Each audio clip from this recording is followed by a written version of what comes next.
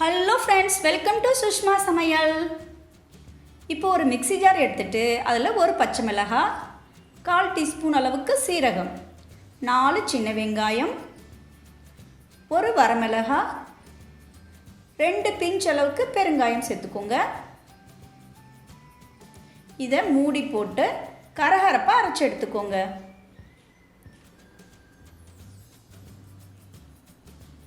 இப்போ ஒரு கடாயில் 3 டேபிள் ஸ்பூன் எண்ணெயை சூடு பண்ணிக்கோங்க. எண்ணெய் சூடானதும் 1/4 டீஸ்பூன் கடுகு, 1/2 டீஸ்பூன் உளுந்தம்பருப்பு, 1/2 டீஸ்பூன் கடலைப்பருப்பு சேர்த்து பொன்னிறமாக வறுத்துக்கோங்க. கூடவே கொஞ்சம் போல் கருவேப்பிலை, அப்புறம் நம்ம இடித்து வச்சு அந்த மசாலாவையும் சேர்த்துக்கோங்க. இதை 1 நிமிஷம் வதக்கிக்கோங்க. இப்போது 1/4 கிலோ அளவுக்கு பீட்ரூட்டை நல்லா துருவிட்டு நல்லா சேர்த்துக்கோங்க. நல்லா மிக்ஸ் பண்ணிவிட்டு தேவையான அளவுக்கு உப்பையும் சேர்த்துக்கோங்க. இதை நல்லா 4 நிமிஷம் அப்படியே வதக்கிக்கோங்க. இப்போது 50 கிராம் அளவுக்கு பாசிப்பருப்பை அரை பதத்துக்கு வேக வச்சு சேர்த்துக்கோங்க. இதை நல்லா மிக்ஸ் பண்ணி 2 நிமிஷம் வதக்கிட்டு 1/4 கப் அளவுக்கு தேங்காய் துருவல் சேர்த்து சுவிட்ச் ஆஃப் பண்ணிக்கோங்க.